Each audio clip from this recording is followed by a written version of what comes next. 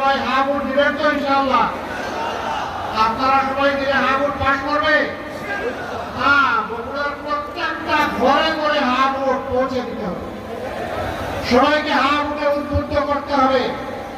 আমরা আশা করি হা ভোট বিজয়ী হলে বাংলাদেশে আর বেশিরভাগ বিরোধ আসবে না।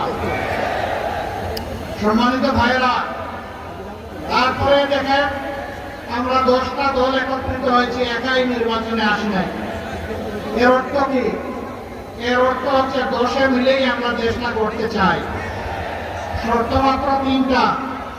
এই 3টা যারা মানবেন, আরো যারা আছেন সবাইকে আমরা ওয়েলকাম করব। নাম্বার 1, নিজে দুর্নীতি করবেন না, দুর্নীতিবাজদেরকে নিজের বগলের নিচে আশ্রয় দেবেন না। নাম্বার 2,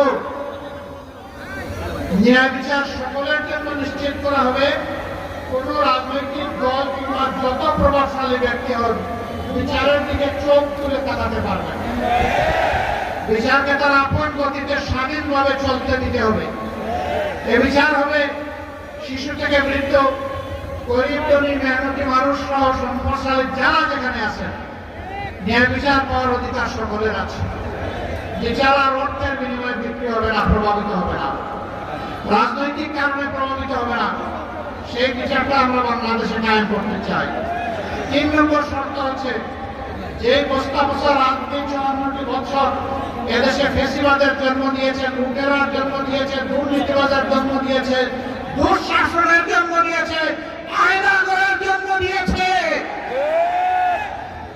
এর বিপক্ষে সংস্কারের যে প্রস্তাব, ওই যে বললাম গণভোট, গণভোটে যার যখন হার বিজয়ী হবে তখন প্রতিজ্ঞা করতে হবে, ওয়াদা করতে হবে সংস্কারের সবগুলো প্রস্তাব বাস্তবায়ন করতে সহযোগিতা করবে।